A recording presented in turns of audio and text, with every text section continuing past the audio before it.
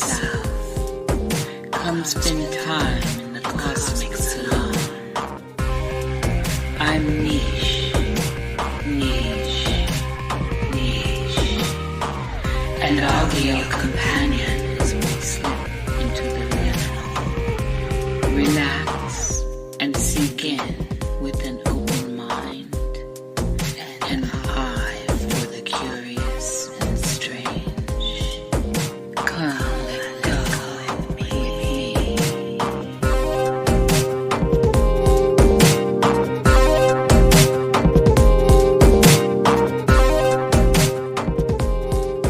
All right, here we are with another Cosmic Salon. I have a wonderful guest. His name is Mario Garza, and his presence online, how I found it, was under Symbolic Studies. I'm going to talk about that for a second here, but I'm going to read his bio. We'll let Mario introduce himself. This is from his website, symbolicstudios.com. Mario has been an art director and graphic designer for nearly 25 years. Along with his wife, Michelle, he runs Symbolic Studios and a freelance design business. I love a simple bio, and I cannot tell you how much I love the Instagram page, and I only recently just discovered all the beauty at the YouTube page for longer content and all this, but I super impressed with the depth of knowledge that Mario has and the quality of work he puts out. It caught my eye, and I'm not sure if Meredith, who books here and does all the social medias out there, which is not me, it's Meredith and Mia Face Killer. And so I don't know how Mario came into focus for me, but funny enough, we live in a similar location, and it's always surprising how many people are located around this area. And so this has been a really fun, I think, several months I've been following. And then all of a sudden, after following on Instagram, I had a few people come forward and say I should have Mario on. And I did not know who this was because I just was looking at Symbolic Studies or Studios. I'm getting confused now. I think it's on Instagram, it's Symbolic. What is it, Mario? The name for my project is Symbolic Studies, and the website is symbolicstudies.com. And just because the name was taken in, on several different platforms, my Instagram is symbolic.studies. Yeah. Okay. So I was getting it confused for some reason. And so then I started getting requests after Meredith had suggested this coming into orbit. And then I find out we have really great mutual friends. And so I love the world. I love the magic of the world. I'm a northern girl. I love that Polestar. And so this is going to be juicy. And I think anyone that tunes in and has been familiar with the work I've done over the years, and especially prior to the last 8 years of radio and podcasts, my old avant-garde occultish stuff, will very much enjoy what Mario's bringing to the world. It is first class. It is depth. It is scholarly. It's artful. It's beautiful. And it's a pleasure to have you here, Mario. Welcome to the Cosmic Salon. Well, thank you for having me. I appreciate the invite. The Polestar is near and dear to my heart. I am one of those kind of people that believes that the Eastern gate is the Northern gate. Your wide net of interest that seems to, I think, very much show when you're talking about this particular subject is commendable. it's scholarship that I love, and it's also the freedom to move through material with the what if, and having a large table and looking at things that may not connect in the moment with the current data you have, but you have the stuff on the table. So when it comes around and there's like this piece that needs to be there, it's on the table because you were open enough to have it on the table. This is kind of like the true traveler mentality, and I appreciate that. So let's get this show started. Who are you, Mario Garza? That's a great question. It sounds as though we are of like mind with so many things. I mean, the fact that you said the Eastern Gate is the Northern Gate, that's advanced material, in my opinion.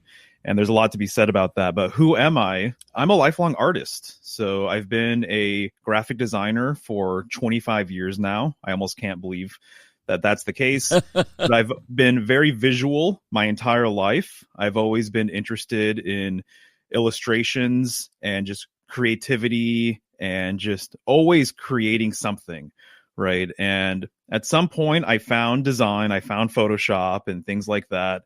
And I started working digitally with art. And from there, I basically acquired and got clients. I did a lot of artwork in the early days for my friends' bands. So I was doing a lot of stuff for the local hardcore and punk and metal scene at the time. Eventually, I would get corporate clients and things like that. And at some point, I would say probably around 2006 or 7, I started buying symbolic dictionaries. I didn't even realize that this was a study. And it kind of blew my mind that you can read about the symbolism of a particular color or an animal. And so that was really, really interesting to me. And I didn't realize it at the time, but this would really open me up to all sorts of other types of information. And from there, I started purchasing a lot of symbolic sort of encyclopedias and things like that. I got a really good lay of the land, over the years. And now I have a pretty good library. So any object or symbol or icon, I have a lot of resources at my disposal to really dive into, any number of things. And at some point, I found the tarot. I found from there, astrology, numerology, different aspects of occultism and esoterica.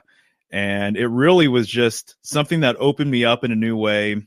And I started getting interested in black magic and things like that and reading some of that material. But at some point, I really started falling in love with fundamental symbolism, the nature of the circle, right, versus the triangle or the square. What's the symbolic value of the rock or the tree, the mountain? And that kind of set me apart, I think, from a lot of other designers, I would say. It actually really helped me with my design abilities because I could refine my messaging in a different sort of way with what I was creating. And at a certain point, I just realized I'm a symbologist. Some people say symbolist. But I fell in love with this study, and I found some really, really solid authors. It took a long time for me to kind of sift through everything. But eventually I found people like Rene Guénon, who I really respect and admire. He was a huge sort of fundamental author for me over the last handful of years. And at some point, I developed an art project where I wanted to create a poster, almost like a hyper sigil sort of poster for each sign of the zodiac. And I basically said to myself, if I'm going to be a proper sort of symbologist, I really need to have a good foundation with astrology. And so I started researching each sign during the sign itself, developing artwork for each sign, taking notes, and having an archive. I have a black binder, one per sign of the zodiac, completely full of research and sketches and things like that. And at a certain point, I decided that I was learning so much that I really needed to put some of this out there online. So I started Symbolic Studies, and I just decided to kind of keep with this routine of publishing content based on the signs during the sign itself. And so from there, it's really turned into a really great platform for me to just express myself, get out some of the research, some of the connections that I've been making. And then because of that, it's really brought so much to me in return. People recommending books and articles and giving me insights. And now I do tarot readings and birth chart readings and all sorts of other stuff. But it's just become my calling now, symbolism. Symbolism's fundamental. And for me, I find that it is the actual language that we are all working within, and that is working within us in the end over words, because this is where pictures create a frequency that we tune into, and then language can follow. This is like the gift of the artist. It's like an artist can create something that others cannot see until they see it, and then they are exposed to a new world. And there's something that is very magical, as you know. I want to look back a little bit and see how you came up. Were you religious? Were you brought into a religious family? How do you end up here at this particular juncture? Yeah, so half my family is basically Catholic, and then the other half, they're Protestants. And basically, I did grow up with a lot of Christian symbolism around from both sides. And that informed me on a few levels. That got me curious with things. And I've always been attracted to religious symbolism from across the spectrum, really, And so I'm someone where, like a lot of people, I go to another country, I want to visit temples, I want to go to churches, I want to see the sacred spaces. And so I feel as though being quote unquote spiritual and kind of understanding that there's more than meets the eye in life, that has always been there with me. So it's been kind of interesting to see my journey with symbolism develop into this spiritual path. And really, symbols are a support for that path, essentially. They're bridges to the divine.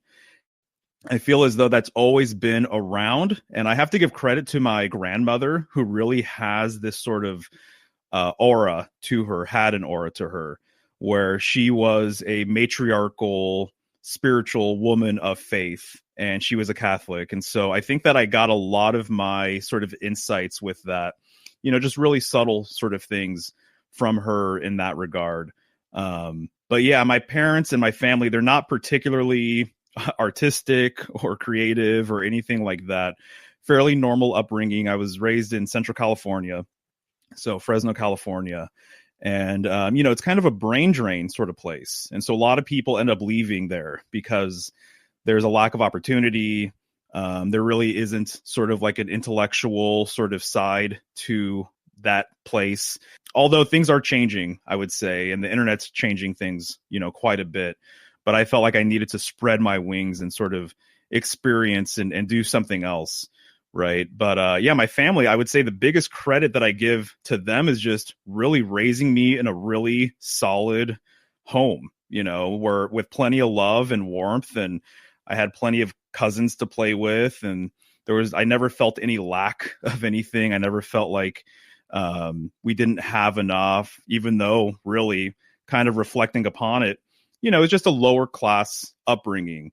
But I think that my parents instilled enough sort of goodwill in me and sort of provided enough and really showed me kind of just how to live, and just kind of different lessons with, morality and whatnot, and how to treat other people and everything else. So I think that was kind of the biggest thing, is that I felt like I had such a foundational, solid upbringing that as I got older, I felt as though that's kind of just been with me the whole entire time.